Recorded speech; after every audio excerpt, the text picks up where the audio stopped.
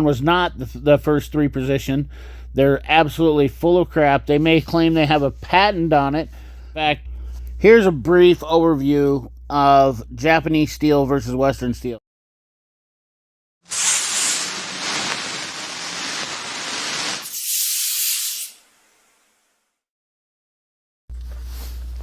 New LN46 ACFs. Give me your money. Now, this trend started one of the dumbest, and I do mean that with with zero respect, dumbest trends I've seen yet. A couple things that I want to clear up out of the air, because I've actually flamed this fire before, was that Snap-on said that they were the only ones that created the slip joint pliers. Okay, well then what are these? Well, these are IPS HB300s made by Igarashi Plier, IPS Igarashi in Japan. They've been around for 30 plus years. So, yeah, Snap-on did not invent the slip joint needle nose plier.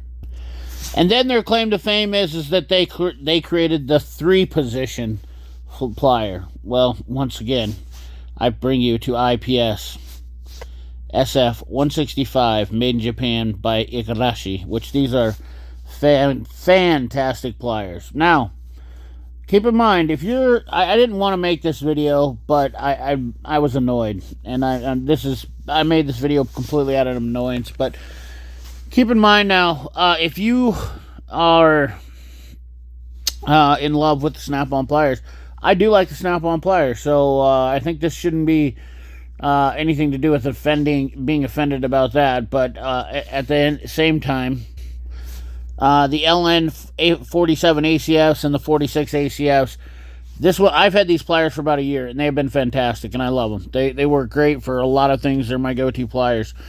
And Snap-on knocked it out of the park with these, but they took it too far. I think we got a little bit excited about them being good pliers and then started that video.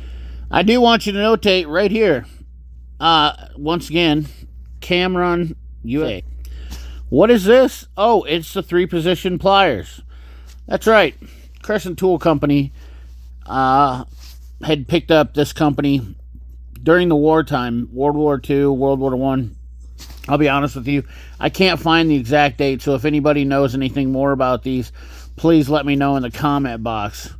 Because I am interested about the history of this Camron pliers. But once again, these are absolutely made post. This is a while ago, at least 40s, I would say, probably around the 1940s, 50s, maybe, way before Snap-on had the 3-position out. So I would still call them out for their claim to fame of being the only ones that done the slip position pliers.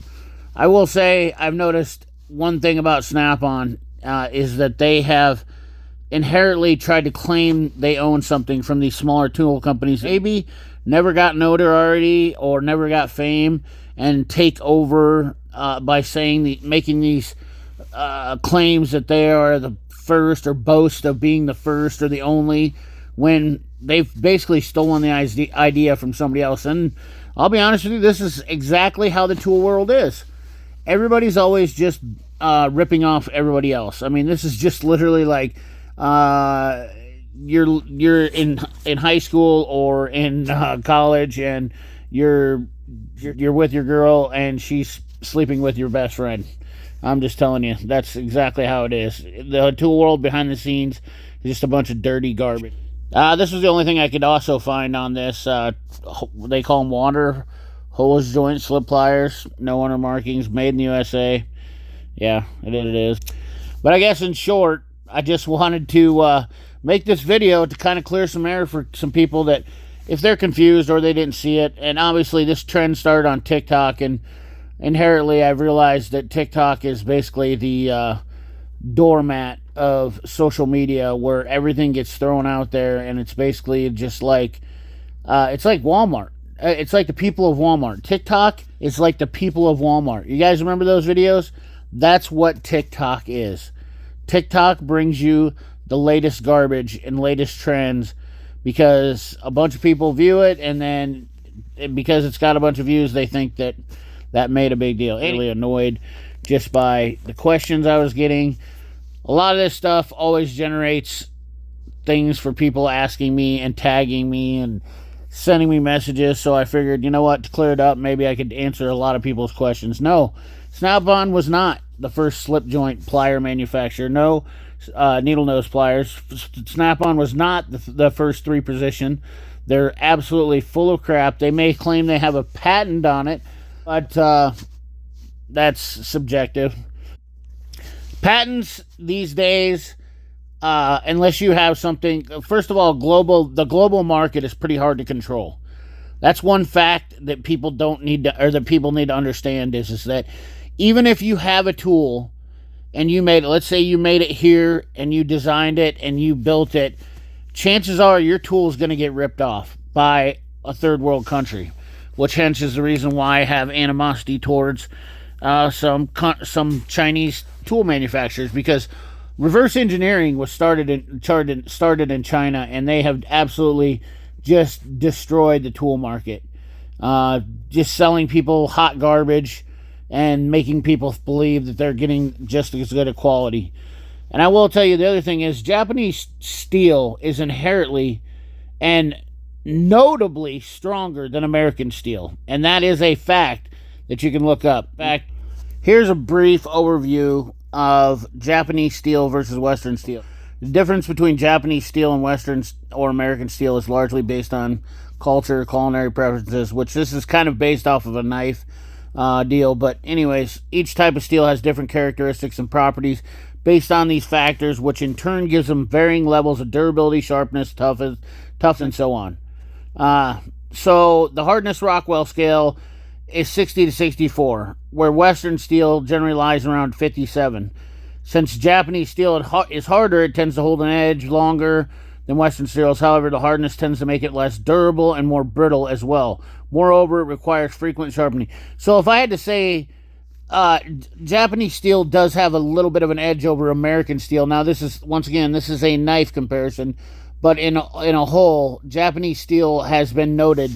It's not as much as it used to be, but I've done a little bit of research about it, and Japanese steel tends to hold a little bit more than American steel as far as value and really high-end stuff. Now, not everything they use is all 100% Japanese steel, much like American stuff, but there is still things that are made with, like Crescent Tools, like Channellock still uses American steel to make their tooling.